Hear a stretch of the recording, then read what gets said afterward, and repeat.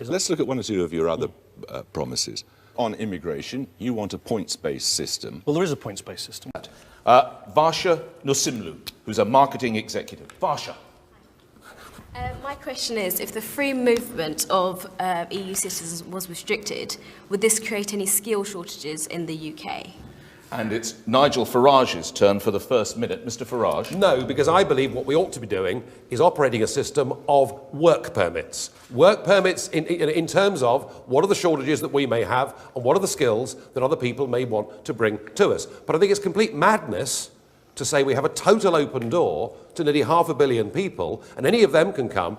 Not only do we not have quantity control, we don't actually have any quality control either. So what we're now doing is we're saying to people from India and we're saying to people from New Zealand who've got skills to bring to this country that we want, no, you can't come because we have to leave room for the now 4,000 people a week that are coming to settle in this country from southern and eastern Europe. And that strikes me as being a crazy immigration policy.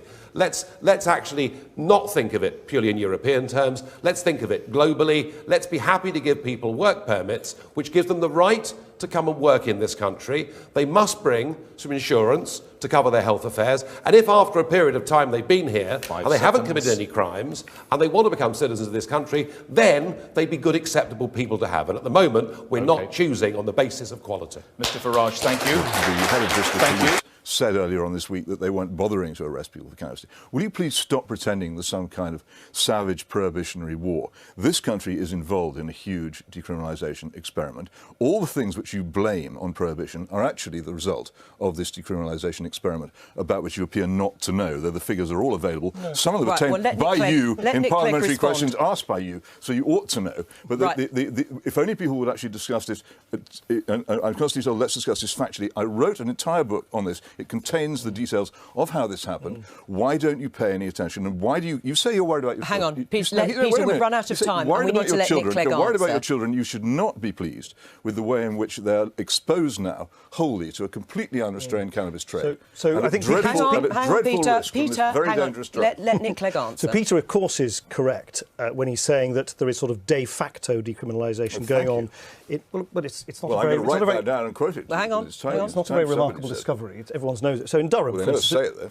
Well, I can get a word in. You've never said it before. You said Peter a couple of years ago. Hang on a second. You need to let Nick Clegg speak. This is not a monologue. All the time. Peter Hitchens, I have a minority view on this speak. Point. Very rarely gets. You do yourself no favours with this. I'm doing myself a big favour. Nick Clegg. No, so all I'm pointing out to Peter is his views are not actually particularly remarkable. Of course, there is de facto decriminalisation going on. The Chief Constable in Durham has made it quite clear that his police officers are not going to arrest people for the personal possession of cannabis. So actually, on that narrow point, I agree with Peter. Let's have a bit of honesty that decriminalisation is happening de facto. That's why in government I always said, let's just do what's right. But what Peter doesn't address is that you have this sort of legal twilight world where it's sort of happening in practice, but it's not recognised in law. At the same time, it's the criminal gangs who nonetheless continue to profit from it all. And my question is, at what point is criminality, mass criminality, the answer to drugs and the harm they do to individuals? I've never understood why anyone thinks that letting criminals run this industry is the best way to protect youngsters, because they have no interest in protecting our youngsters whatsoever. So let cynical businessmen write as well as they ran the big tobacco Peter Hitchens, on that note, thank you. Mr. Clegg. Barsha, my view on this is that, of course, we should always do more to improve skills. That's why I'm incredibly proud of the fact that over the last 4 years we've expanded apprenticeships, for instance, for young British people, to give them the skills to find work on a scale that we haven't seen in a generation or two. Of course, we should prioritise giving skills training to British youngsters. But the idea that we help them then find jobs by pulling the drawbridge up, simply turning our backs on you, simply doesn't make it. I'll give you an example. Just yesterday, a German company, household company, Siemens, announced they're going to create 1,000 jobs in Hull, in the Humber area, in a new offshore wind centre. 1,000 jobs for people in actually a part of the country that's desperately crying out for extra jobs. 1,000 jobs for people in actually a part of the country that's desperately crying out for extra jobs. 1,000 jobs for people in actually a part of the country that's desperately crying out for extra jobs. Guess what the chief executive of that company said? If we were not within the European Union, Siemens would make it quite difficult for me to continue to invest in UK factories. There you have it. They wouldn't create the jobs for which the skills are necessary. Excuse me, it's been brought to my attention that a few bad apples out there are smoking marijuana. I've got news for you, my friend. Marijuana's illegal, not cool. All right then. Establishment, establishment, you always know what's best. You sir, they're the rules! Oh, I love it. Nick says he wants to get the rules right. Let me tell you what the rules are, Nick. The rules are, we're members of a European Union, which has total free movement of goods, capital, services and people. And that may have been okay when we were in with countries, you know, like the Netherlands and France and Germany with roughly similar living standards and hospitals and primary schools. What we've done is we've let in countries that were trapped behind the Iron Curtain for years. Romania, for example, where the minimum wage is 1/9 of what it is in this country. And we have a total open door unconditionally to 485 million people, and they are the rules of the European Union, and you cannot be allowed to get away with saying you want to get the rules right by putting in these weasel words about benefits. This gentleman who's asked the question, John, he's not talking about benefits, he's talking about the fact that for hundreds of thousands of people working in trades like the building industry, 5 seconds, Mr. we've had a massive oversupply of labour, and you've seen your wages go down over the last 10 years as the cost of living has gone up, and that is not fair on working people in this country. If there were to be a referendum in 2017 and you look at the opinion polls now, there's quite some chance that Britain would vote to leave the EU. Do you regard that as a serious possibility at this stage?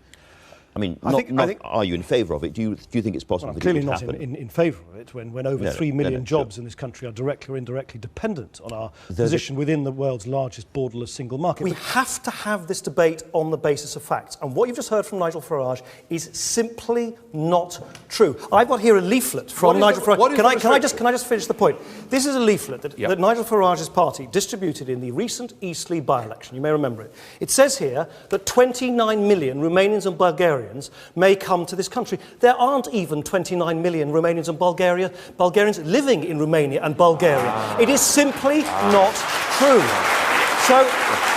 So you know, let's have this debate, John, but let's have it based on fact. Let me give you one more fact. 1 out of 7 of every new company created in this country are created by people who come here, pay their taxes, play by the rules. If we pulled up the drawbridge overnight, as Nigel Farage implies, our NHS would collapse overnight. Yes, let's make sure that we bear down on unscrupulous employers who, for instance, don't pay the minimum wage. That's why this government has quadrupled the penalties we're going to impose upon unscrupulous employers. Let's bear down on the loopholes. Let's make sure people do play by the rules. But let's not scare people by claiming things that are not true, which would have the consequence of making us poorer and putting more people out of work. That surely cannot be right. You didn't answer the question, did you? You didn't answer the question. You tried to do trickery with the 29 million, saying there aren't 29. You know why? Because 2 million have left already. And they've gone to Italy and to Spain. Nick, you didn't answer the basic question. I'm not claiming 29 million people have the right to come to Britain. Yes, you do. I'm claiming 485 million people have the total unconditional right to come to this country if they want to. And I think you're quite right. You're quite right. The fact is, if we're members of the European Union, we have the complete free flow of people. Are you denying that? Let's look at 1 or 2 of your other promises. On immigration, you want a points-based system. Well, there is a points-based system. Yes, it is not unqualified. You are denying it is not the case that anyone can move to this country and simply claim benefits, simply Didn't mention benefits. You keep doing benefits. We're talking about the free movement of people and the ability in John's industry to get a job. Could I try and let the Deputy Prime Minister speak? Once again, I think what you're owed are the facts. Not simply a lot of, opinion. You're owed the facts. No opinion here, it's facts.